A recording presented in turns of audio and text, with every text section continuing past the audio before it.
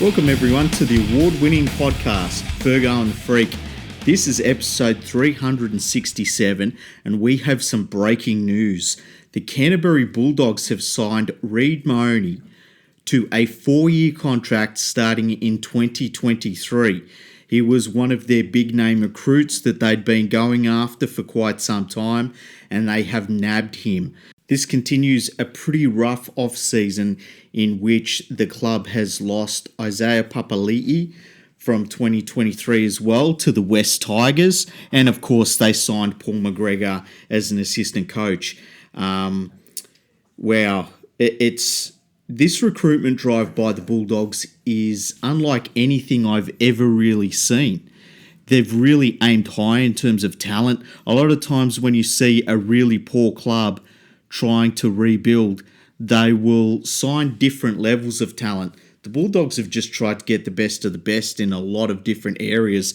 They've also picked up a couple of players that they probably got on the cheap, which has helped their overall recruitment drive. And they're putting together a really good team. Like, they should be, dare we say, they should be a top 6, if not a top 4 team in 2023. Is that asking too much? I don't know. But this is a huge signing for the club. Obviously, Eels fans are going to be very, very disappointed. You know, we saw that they really missed Mahoney when he wasn't there during the finals when he was injured. And, you know, there's not too many of those really top-class hookers in the game. The only thing that worries me about him is that he is a little bit injury-prone and he's on the smaller side for a hooker. He plays 100%. He throws himself into the game. There's no issues about any of that sort of thing. But I do worry that he's one of those players that is just going to get knocked around quite a bit because of his size. But still, you can't argue about the quality of him as a player. He's played for the PM's 13. He was in the Queensland State of Origin overall squad. He hasn't played an Origin game yet, but I would be shocked if he didn't play an Origin game over the course of that contract with the Bulldogs. 4 years. It's rumoured to be in the vicinity of about $900,000. And look, you can say, is it too much? Is it not enough? I don't know. All I do know is that the Bulldogs needed a hooker. They have needed a hooker for years and years and years now. And now they've got one. Now that's an area that they don't really have to worry about too much. So sometimes you just got to pay for the talent. Big news. I thought I'd get on and do a quick episode about that. The other massive news in rugby league, of course, is that Joey Leilua is another NRL player. Can you call him an NRL player now? He's playing for Featherston.